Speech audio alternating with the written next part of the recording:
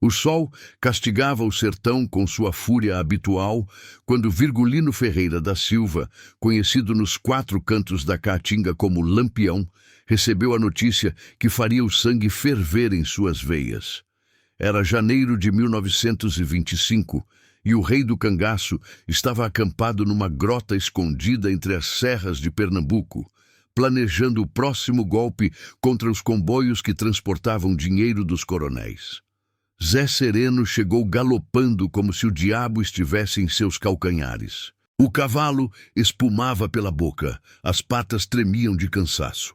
O mensageiro desceu da montaria com os olhos transtornados, procurando Lampião entre os cangaceiros que descansavam à sombra das juremas. "Capitão! Mataram o Padre Chico!" As palavras cortaram o ar quente como uma lâmina afiada. Os cangaceiros que estavam próximos se calaram de imediato. Até os bem-tevis pararam de cantar nas árvores secas. Lampião, que estava limpando o punhal com um pedaço de couro, ergueu os olhos devagar. O verde daqueles olhos se transformou numa cor de tempestade. "Como foi?" Zé Sereno engoliu seco. Conhecia o capitão há anos suficientes para saber quando a morte estava dançando ao redor dele. "Foi na cidade de Triunfo, capitão. O padre estava saindo da missa da manhã quando os jagunços do coronel Pereira cercaram ele na porta da igreja. Disseram que era a ordem do patrão. O padre nem tentou correr. Ficou ali parado, de braços abertos, como se estivesse esperando. Lampião se levantou devagar. Era um homem de estatura mediana, mas quando a raiva tomava conta dele, parecia crescer alguns palmos. Os outros cangaceiros se aproximaram em silêncio. Corisco, seu braço direito, já tinha a mão no cabo da faca. "Quantos eram?" "6 homens, capitão, todos armados, mas o padre não estava sozinho, não. Tinha uns 20 fiéis saindo da missa também." "E ninguém fez nada?" Zé Sereno baixou a cabeça. "Fizeram sim, capitão. Dona Conceição, aquela velha que todo mundo conhece, se jogou na frente do padre, levou um tiro no peito. Morreu ali mesmo, na porta da igreja. Aí os outros ficaram com medo e recuaram. A mandíbula de Lampião se contraiu. Padre Chico não era um homem qualquer. Era conhecido em todo o sertão nordestino por sua coragem e por sua defesa dos pobres e oprimidos. Mesmo os cangaceiros mais violentos respeitavam o padre, pois ele não fazia distinção entre santo e pecador quando alguém precisava de ajuda. 3 anos antes, quando a febre amarela devastou a região, o padre Chico havia transformado a igreja numa espécie de hospital improvisado. Cuidou dos doentes sem pensar no próprio perigo. Muitos cangaceiros perderam familiares naquela época, e o padre sempre estava lá para dar o último sacramento, para fechar os olhos dos mortos com dignidade. Lampião mesmo havia procurado o padre uma vez, quando uma bala de rifle quase arrancou seu braço esquerdo durante um confronto com a polícia volante.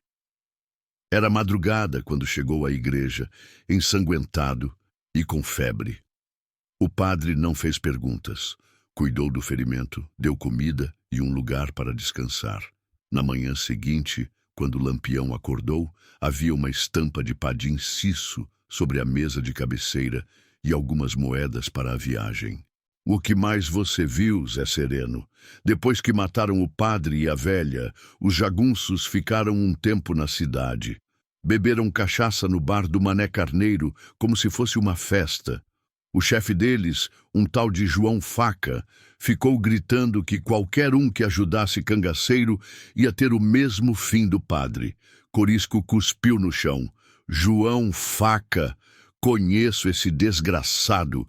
É aquele que tem uma cicatriz que vai da orelha até o queixo, não é? Esse mesmo. Já matei 2 irmãos dele. Falta ele e mais um." Lampião fez um gesto para que Corisco se calasse. Precisava pensar.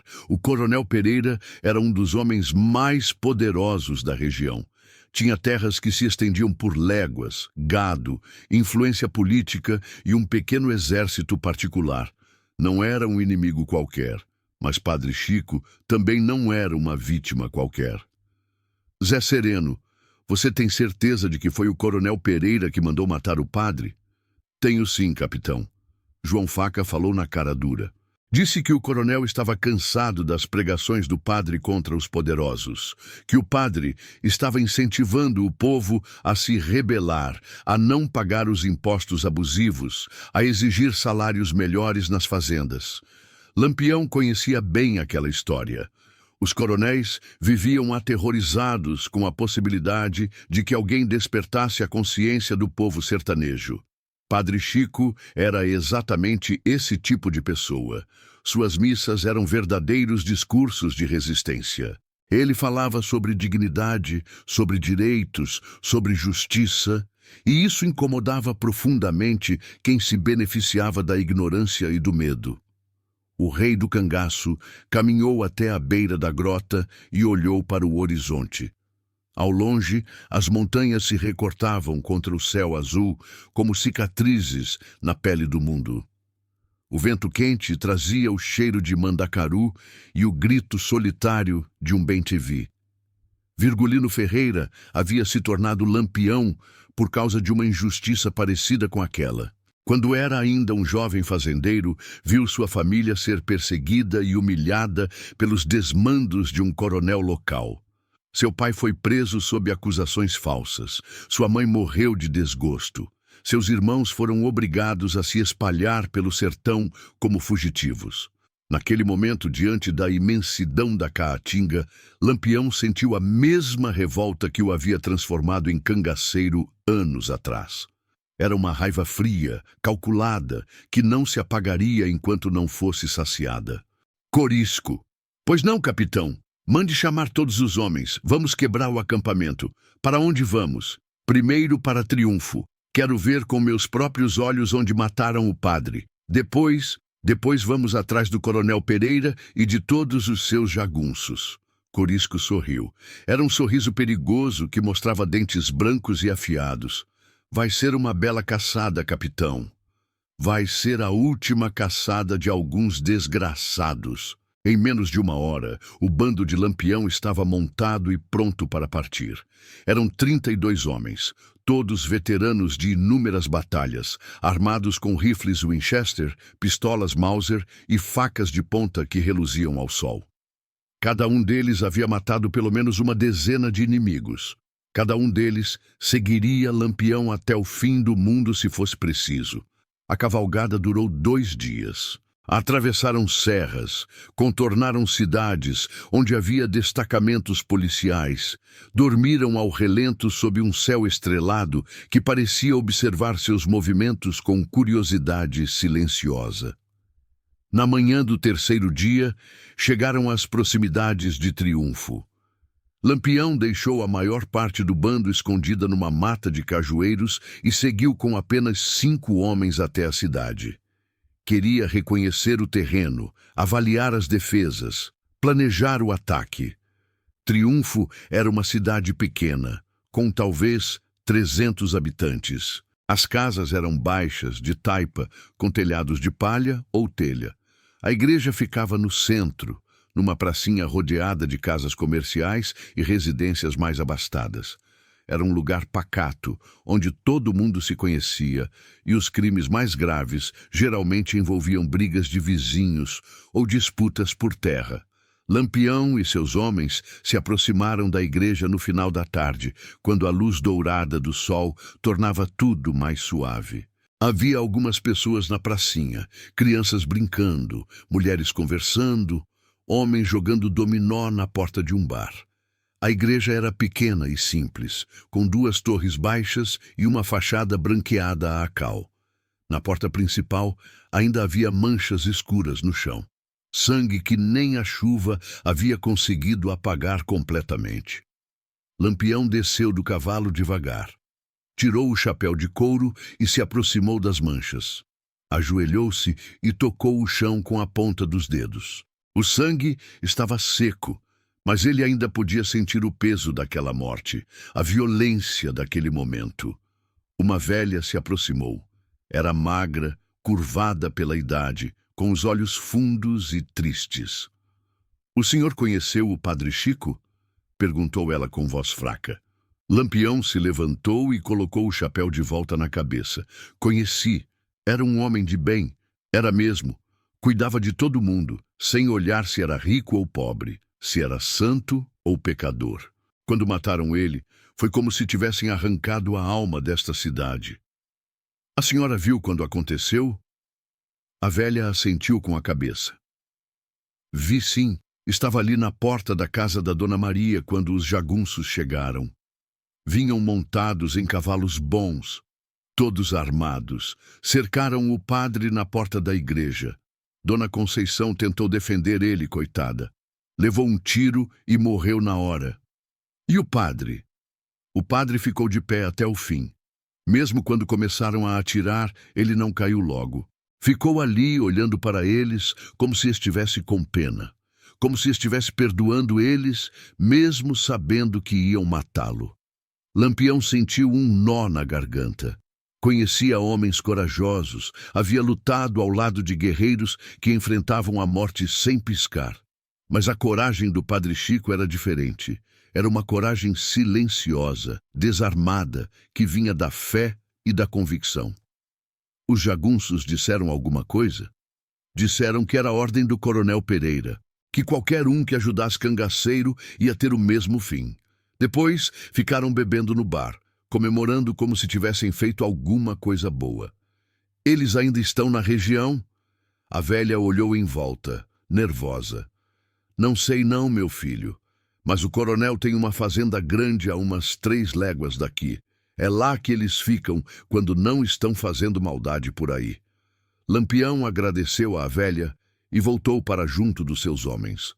O sol estava se pondo e as primeiras estrelas começavam a aparecer no céu. Era hora de voltar para o acampamento e planejar o próximo passo. Durante a cavalgada de volta, Lampião ficou em silêncio. Seus homens respeitavam esses momentos de reflexão. Sabiam que quando o capitão ficava quieto assim, estava tramando alguma coisa que mudaria o destino de muita gente. No acampamento, reuniu todos os cangaceiros ao redor de uma fogueira. As chamas dançavam no escuro, iluminando rostos curtidos pelo sol e marcados por cicatrizes. Eram homens duros, acostumados à violência, mas que ainda guardavam um código de honra peculiar do cangaço. "Pessoal, vocês sabem por que estamos aqui? Mataram o padre Chico, um homem de bem, que nunca fez mal a ninguém. Mataram por ordem do coronel Pereira, um desgraçado que pensa que pode fazer o que quiser só porque tem dinheiro e jagunços." Os cangaceiros murmuraram sua aprovação. Alguns cuspiram no fogo, fazendo as chamas chiarem. "Vamos mostrar para esse coronel e para todos os outros que no sertão ainda existe justiça. Vamos cobrar o sangue do padre com sangue. Vamos fazer com que essa história seja contada de geração em geração." Corisco se levantou. "E como vamos fazer isso, capitão?" Lampião sorriu. Era um sorriso frio que fazia o sangue gelar nas veias. "Primeiro, vamos pegar os jagunços que mataram o padre, um por um. Depois, vamos atrás do próprio coronel. E quando terminarmos, não vai sobrar nenhum dos filhos da mãe vivo para contar a história." A fogueira crepitou, lançando faíscas para o céu estrelado. Ao longe, um cururu cantou na escuridão, como se fosse uma oração pelos mortos que ainda estavam por vir. A caçada começou na madrugada seguinte. Lampião dividiu seu bando em grupos menores, cada um com uma missão específica. A estratégia era simples e eficaz. Cercar a fazenda do coronel Pereira como uma teia de aranha, cortando todas as rotas de fuga, e depois apertar o cerco até que nenhum dos culpados pudesse escapar. Corisco ficou responsável por localizar e eliminar João Faca, o jagunço que havia liderado o assassinato do padre. Antônio Silvino, um cangaceiro experiente que conhecia a região como a palma da mão, recebeu a missão de interceptar qualquer mensageiro que tentasse avisar o coronel sobre a aproximação do bando. Os demais se espalharam pelas estradas e trilhas, criando uma rede invisível de morte. A fazenda Santa Rita do Coronel Pereira ficava numa região de terras férteis, cortada por um riacho que nunca secava completamente, nem mesmo nas estiagens mais severas. Era uma propriedade imensa, com milhares de cabeças de gado, plantações de algodão e milho, e uma casa grande que mais parecia um pequeno palácio no meio da caatinga. Pereira havia construído sua fortuna explorando o trabalho dos vaqueiros e agricultores locais, pagando salários miseráveis e cobrando impostos abusivos de quem arrendava suas terras. Quando alguém se revoltava ou questionava suas práticas, os jagunços entravam em ação. O Padre Chico havia sido apenas mais uma vítima de um sistema que funcionava através do medo e da violência. Lampião passou 2 dias estudando a rotina da fazenda. Escondido numa serra próxima, observou os movimentos dos vaqueiros, os horários das refeições, os postos de guarda, as rotas que os jagunços faziam durante suas rondas. O coronel era cauteloso, mas sua própria riqueza havia criado uma sensação falsa de segurança. No segundo dia de observação, Lampião viu algo que fez seu sangue ferver novamente. João Faca estava na varanda da Casa Grande, bebendo cachaça e contando vantagem para outros jagunços sobre como havia matado o padre. O desgraçado ria alto, gesticulava com a garrafa na mão, imitava a postura do padre no momento da morte. Vocês deviam ter visto a cara do danado quando começamos a atirar, dizia João Faca. Ficou ali parado que nem um santo de pau, de braços abertos, como se fosse ressuscitar no 3º dia. Os outros jagunços gargalhavam. Um deles, um mulato alto e magro, fez o sinal da cruz, ironicamente. E aquela velha metida? Achou que ia virar heroína, levou chumbo e virou defunto. Mais risadas. João Faca levantou a garrafa como se fosse um brinde. Pro padre e pra velha. Que estejam bem quentinhos no inferno. Lampião teve que se controlar para não descer a serra naquele mesmo instante e cortar a garganta do assassino com as próprias mãos. Mas sabia que a vingança seria mais eficaz se fosse bem planejada. João Faca e seus comparsas iam pagar, mas no tempo certo e da forma certa. Na 3ª noite, Corisco trouxe informações valiosas. Havia conseguido capturar um dos vaqueiros da fazenda e, depois de uma conversa persuasiva, descobriu detalhes importantes sobre a rotina dos jagunços. Capitão, o João Faca sai toda manhã para fazer a ronda nas terras do coronel. Sempre pega a trilha que vai dar no açude grande. Vai sozinho na maioria das vezes, só leva companhia quando tem alguma cobrança para fazer. E amanhã vai sair sozinho? Vai sim. O vaqueiro disse que ele tem o costume de parar numa vendinha que fica no caminho. Bebe uma cachaça, come um pedaço de carne seca, conversa com o dono. É meio-dia sempre. Lampião sorriu. Era a oportunidade que estava esperando. Perfeito. Você vai estar esperando ele na vendinha. Mas não mata logo não. Quero que ele sofra um pouco antes de morrer. Quero que ele lembre do padre e da velha antes de ir para o inferno. Pode deixar, capitão. Esse desgraçado vai implorar pela morte antes de eu dar o último tiro. Na manhã seguinte, Corisco saiu bem cedo para se posicionar na vendinha. O estabelecimento ficava numa encruzilhada, no meio do nada, uma construção pequena e simples, onde os viajantes paravam para descansar e se abastecer. O dono era um homem velho e discreto, que não fazia perguntas sobre a vida de seus clientes. Quando Corisco chegou, explicou a situação para o comerciante. O velho ficou apavorado no início, mas quando soube que se tratava de vingança pela morte do Padre Chico, sua expressão mudou. Ele também havia conhecido o padre e respeitava sua memória. Pode contar comigo, meu filho. Esse João Faca é um desgraçado mesmo. Já vi ele fazer maldade demais por aqui. Corisco se escondeu nos fundos da venda, atrás de uns sacos de farinha e feijão. Tinha uma visão perfeita da porta principal e 2 rotas de fuga, caso algo desse errado. Seu rifle estava carregado e suas facas afiadas. Agora era só esperar. João Faca apareceu exatamente ao meio-dia, como previsto. Chegou montado num cavalo baio, suado e coberto de poeira. Era um homem de porte médio, forte, com a cicatriz característica que ia da orelha esquerda até o queixo. Usava um chapéu de couro preto, cartucheiras cruzadas no peito e 2 pistolas na cintura. Seu Joaquim, cadê a cachaça boa? O comerciante fingiu normalidade, mas suas mãos tremiam ligeiramente. Tá aqui, João! A mesma de sempre. João Faca entrou na venda, escolheu uma mesa perto da janela e se sentou de costas para o local onde Corisco estava escondido. Pediu cachaça, carne seca e farinha. Comeu devagar, saboreando a comida como se não tivesse nenhuma preocupação no mundo. Seu Joaquim, o senhor conhecia aquele padre de Triunfo? O comerciante engoliu seco. Conhecia sim. Por quê? Matamos ele alguns dias atrás, por ordem do coronel Pereira. O danado estava incentivando o povo a se rebelar contra os patrões. É mesmo? É sim. E sabe de uma coisa? Gostei de matar aquele filho da mãe. Ele ficou ali parado, de braços abertos, que nem Jesus Cristo.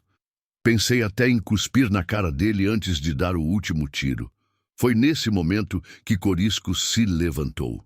Saiu de trás dos sacos de farinha sem fazer barulho, com o rifle apontado para as costas de João Faca. O comerciante se afastou rapidamente da mesa. João Faca, o jagunço, se virou devagar.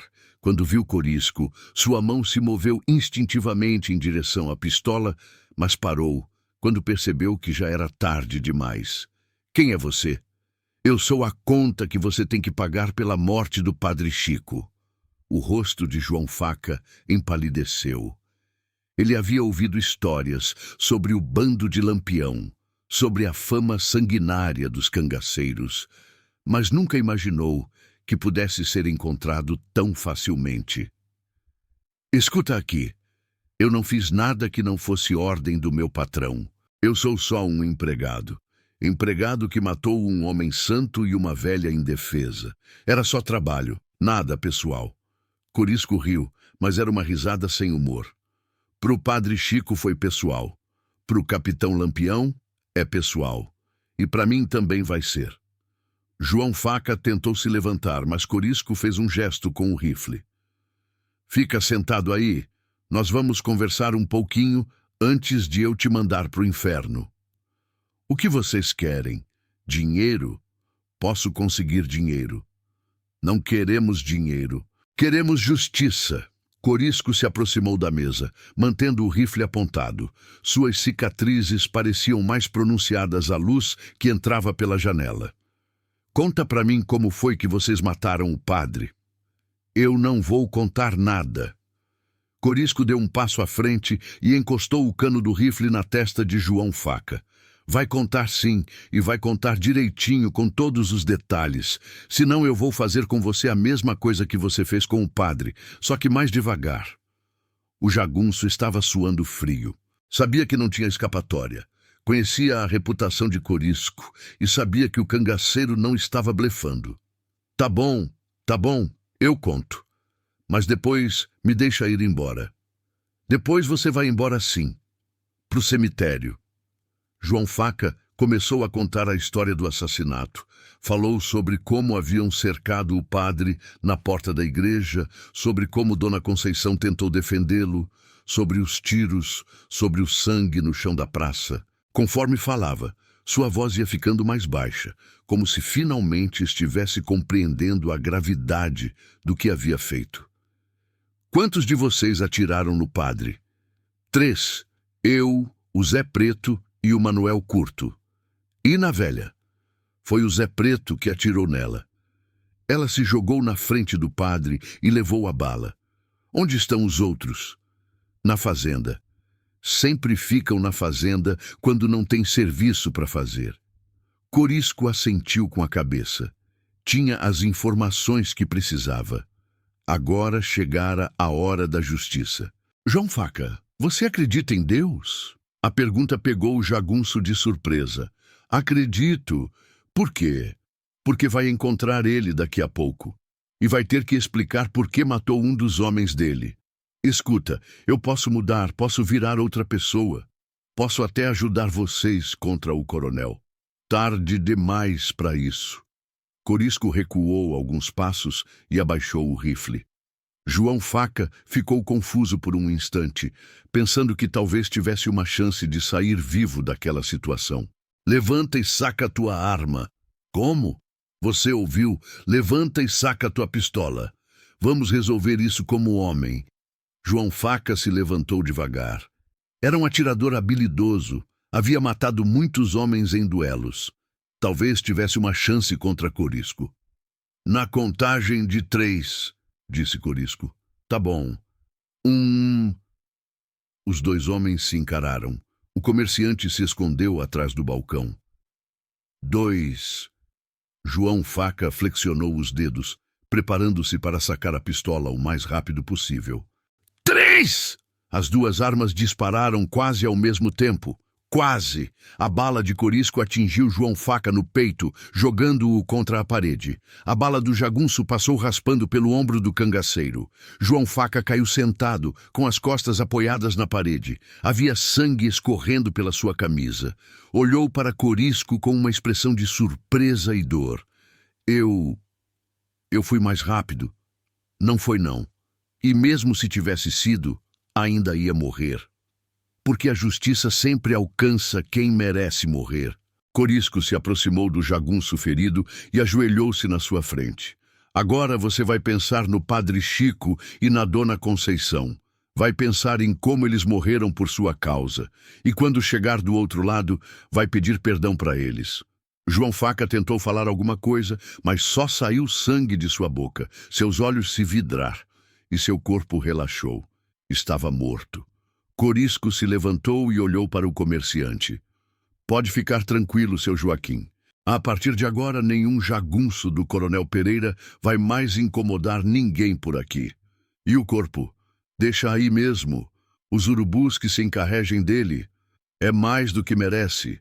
Corisco saiu da venda e montou em seu cavalo. Tinha uma missão cumprida, mas ainda restavam vários assassinos para serem encontrados. E depois deles, o próprio Coronel Pereira.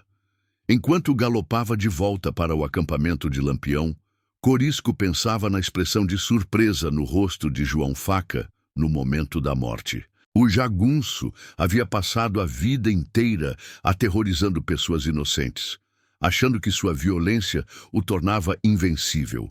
Só descobriu que estava errado na hora de morrer.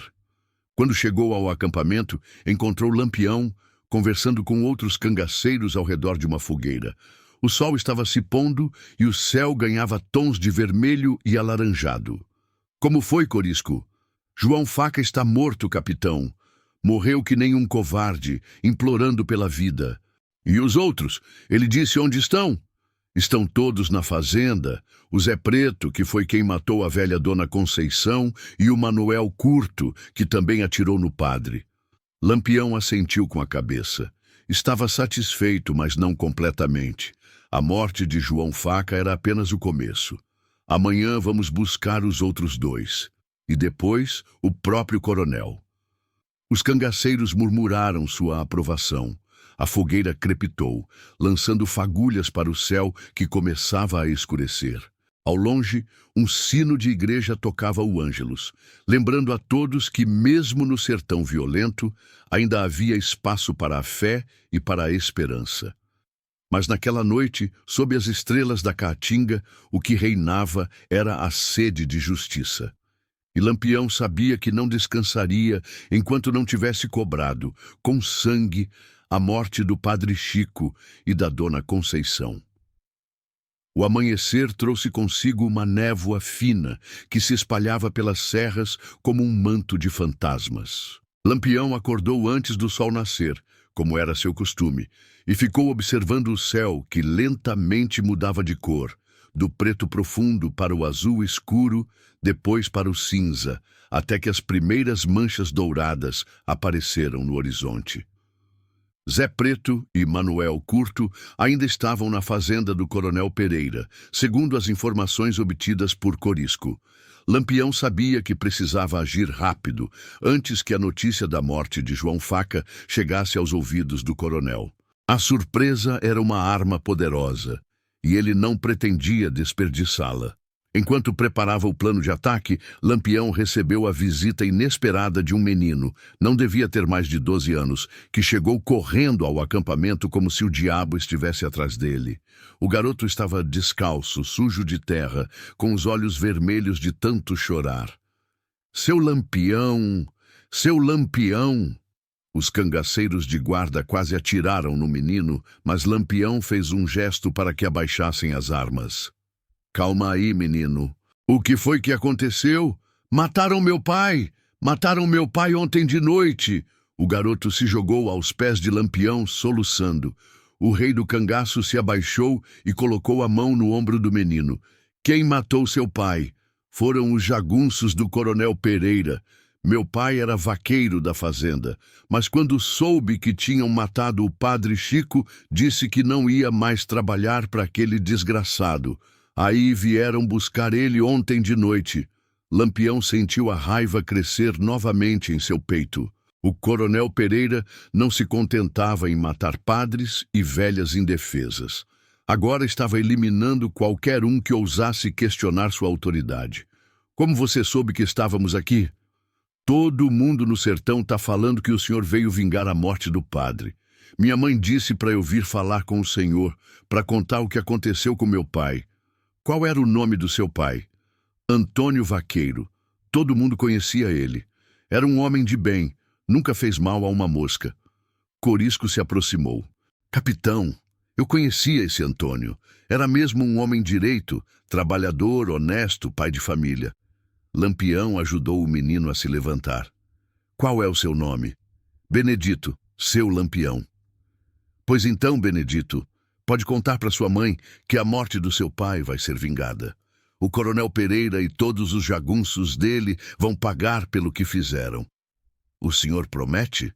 Eu prometo. E quando Lampião promete alguma coisa, cumpre. O menino parou de chorar e olhou nos olhos do cangaceiro. Havia ali uma confiança inocente, uma fé absoluta na palavra daquele homem que era temido e respeitado em todo o sertão. Agora você vai voltar para casa e vai cuidar da sua mãe. E quando tudo isso acabar, vou mandar alguém levar um dinheiro para vocês, para ajudar na criação. Benedito assentiu com a cabeça e saiu correndo, voltando pelo mesmo caminho que havia usado para chegar. Lampião ficou observando o garoto se afastar até desaparecer atrás de uma elevação do terreno. Corisco, mudança de planos. Como assim, capitão? Não vamos mais pegar os jagunços um por um. Vamos invadir a fazenda hoje mesmo. Vamos acabar com todos de uma vez só. Mas, capitão, a fazenda é bem defendida. Tem muitos homens armados. Tem. Não importa. Já mataram gente demais. Não posso deixar que continuem fazendo isso enquanto eu fico aqui planejando emboscadas. Lampião reuniu todo o bando. 32 homens, armados até os dentes, prontos para morrer ou matar por uma causa justa. Explicou a situação, falou sobre a morte de Antônio Vaqueiro, sobre a necessidade de agir rapidamente. Pessoal, vamos invadir a fazenda do Coronel Pereira hoje mesmo. Sei que é arriscado, sei que alguns de nós podem não voltar, mas não posso ficar vendo esse desgraçado continuar matando gente inocente. Os cangaceiros se entreolharam. Conheciam os riscos, mas também conheciam seu líder. Se Lampião havia decidido atacar, tinha certeza de que havia uma boa razão para isso. Capitão, disse Antônio Silvino, a gente te segue até o fim do mundo. Onde o senhor for, nós vamos. Os outros murmuraram sua concordância. Lampião sentiu um orgulho profundo daqueles homens. Eram bandidos, assassinos, foras da lei, mas tinham um código de honra que muitos cidadãos respeitáveis não possuíam. O ataque foi planejado para o meio-dia, quando o sol estaria mais forte e os defensores da fazenda estariam procurando sombra para descansar. Lampião dividiu o bando em 3 grupos. Um atacaria pela frente, outro pelos fundos, e o terceiro ficaria nas laterais para impedir fugas. A fazenda Santa Rita era cercada por um muro baixo de pedra, mais para delimitar a propriedade do que para defesa. A casa grande ficava no centro, rodeada por senzalas, estábulos, depósitos e outras construções menores. Havia guardas em pontos estratégicos, mas Lampião contou apenas 8 homens armados visíveis. O sinal para o ataque foi um tiro de pistola disparado por Lampião.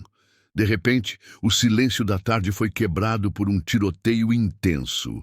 Os cangaceiros avançaram gritando, atirando, criando a maior confusão possível. Os jagunços da fazenda foram pegos completamente de surpresa. Alguns nem conseguiram pegar suas armas antes de serem abatidos. Outros tentaram se esconder atrás de muros e construções, mas os cangaceiros conheciam bem aquele tipo de combate. Corisco localizou Zé Preto, tentando fugir pelos fundos da propriedade. O jagunço estava montado num cavalo, galopando em direção a uma mata próxima. Corisco mirou cuidadosamente e atirou. A bala atingiu Zé Preto nas costas, derrubando-o da montaria. O cangaceiro se aproximou do homem ferido.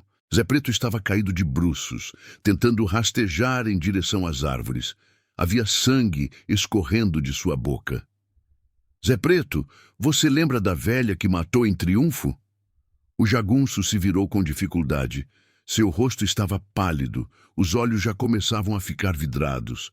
Que velha, Dona Conceição! A que se jogou na frente do padre para tentar salvar ele. Eu só estava obedecendo ordens. A velha também estava obedecendo ordens. As ordens do coração dela. Corisco apontou a pistola para a cabeça de Zé Preto. Manda um abraço para ela quando chegar do outro lado. O tiro ecoou pela fazenda. Mais um assassino havia pago por seus crimes. Enquanto isso, Lampião procurava por Manuel Curto e pelo próprio Coronel Pereira. Encontrou o jagunço entrincheirado na casa grande, atirando pela janela.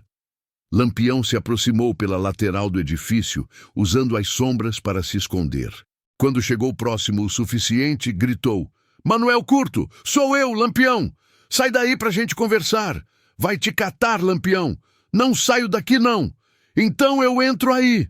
Lampião quebrou uma janela lateral e invadiu a casa. O interior era luxuoso, com móveis caros, tapetes, quadros nas paredes. Era o tipo de ostentação que irritava profundamente o cangaceiro, que havia crescido na pobreza e conhecia o sofrimento do povo sertanejo. Encontrou Manuel Curto numa sala nos fundos da casa. O jagunço estava atrás de uma mesa pesada, com uma espingarda nas mãos. Quando viu Lampião, atirou, mas errou o alvo. A bala passou raspando pela orelha do cangaceiro. Sua pontaria tá ruim, Manuel. Deve ser o nervosismo. Não me mata não, Lampião. Eu posso te dar informações sobre o coronel. Que tipo de informações? Ele não tá aqui. Fugiu ontem de noite quando soube que você estava na região. Lampião franziu a testa. Se isso fosse verdade, sua vingança estava incompleta. Para onde ele foi? Para a capital. Tem uma casa lá, bem protegida. Deve estar pensando em esperar as coisas se acalmarem. E você? Por que não foi junto? Ele disse que eu e os outros devíamos ficar para proteger a fazenda, que vocês nunca iam ter coragem de atacar um lugar tão bem defendido. Lampião riu. Ele se enganou. Me deixa viver, Lampião. Eu saio do sertão. Nunca mais volto aqui. Juro pela alma da minha mãe. A alma da sua mãe deve estar no purgatório, pagando pelos pecados do filho. Lampião se aproximou de Manuel Curto. O jagunço tentou recarregar a espingarda, mas suas mãos tremiam tanto que deixou cair as balas no chão. Você ajudou a matar o Padre Chico. Foi ordem do coronel, e você matou o Antônio Vaqueiro ontem de noite. Como você sabe disso? O filho dele me contou. Um menino de 12 anos que agora não tem mais pai por causa de vocês. Manuel Curto largou a espingarda e ergueu as mãos. Tá bom, eu fiz essas coisas, mas posso mudar, posso virar outra pessoa. Tarde demais para mudança. Lampião sacou sua pistola e apontou para o peito do jagunço. Manuel Curto, você vai morrer pelos crimes que cometeu. Vai morrer pela morte do padre Chico, da dona Conceição e do Antônio Vaqueiro. Não me mata não, pelo amor de Deus. Foi em nome de Deus que vocês mataram o padre. O tiro foi certeiro. Manuel Curto caiu para trás, bateu a cabeça na parede e escorregou até o chão. Seus olhos ficaram abertos, encarando o teto da sala luxuosa. Lampião saiu da casa grande e encontrou seus homens reunidos no pátio central da fazenda. O tiroteio havia parado. Todos os jagunços estavam mortos. Não havia um único ferido entre os cangaceiros. E agora, capitão? Perguntou Corisco. Agora vamos queimar esta fazenda. Vamos destruir tudo o que pertence ao Coronel Pereira. E depois vamos atrás dele na capital. Os cangaceiros espalharam pelos edifícios, quebrando móveis, rasgando roupas, destruindo tudo o que encontravam pela frente. Depois atearam fogo em todas as construções. Em pouco tempo, a fazenda Santa Rita era apenas uma imensa fogueira que podia ser vista a léguas de distância. Enquanto observava as chamas consumirem a propriedade do coronel, Lampião pensava no próximo passo. Ir até a capital seria arriscado. Lá havia mais polícia, mais soldados, mais gente disposta a entregar cangaceiros em troca de dinheiro, mas não podia deixar o Coronel Pereira escapar impune. Capitão, disse Antônio Silvino, você tem certeza de que quer ir atrás do coronel na capital? Tenho. A vingança só vai estar completa quando ele estiver morto. Mas é muito perigoso. Na capital as coisas são diferentes. Não é como aqui no sertão. Eu sei, mas não posso deixar aquele desgraçado vivo. Ele vai continuar matando gente inocente. Corisco se aproximou. Capitão, e se a gente mandasse alguém de confiança fazer o serviço na capital? Alguém que não fosse conhecido, que pudesse se aproximar do coronel sem levantar suspeitas? Lampião pensou na sugestão. Fazia sentido, mas havia algo dentro dele que exigia que ele próprio confrontasse o coronel. Era uma questão de honra, de justiça pessoal. Não, Corisco. Isso é uma coisa que eu preciso fazer com minhas próprias mãos. Os cangaceiros respeitaram a decisão do seu líder. Conheciam Lampião há anos suficientes para saber que quando ele tomava uma decisão, não mudava de ideia facilmente. O bando partiu da fazenda em chamas no final da tarde. Atrás deles, a fumaça subia para o céu como uma oferenda aos mortos. À frente, o horizonte se estendia infinito, prometendo novos perigos e novos desafios. Lampião cavalgava em silêncio, perdido em pensamentos. A vingança estava quase completa, mas ainda restava o mais importante, o próprio mandante dos crimes. O coronel Pereira achava que podia se esconder na capital, cercado de capangas e protegido pela distância. Estava enganado. O rei do cangaço havia feito uma promessa ao menino Benedito e a si mesmo. E Lampião sempre cumpria suas promessas, mesmo que isso custasse a própria vida. A cavalgada em direção à capital seria longa e perigosa. Mas no sertão, a palavra de um homem valia mais que ouro. E a palavra de Lampião estava empenhada na morte do coronel Pereira.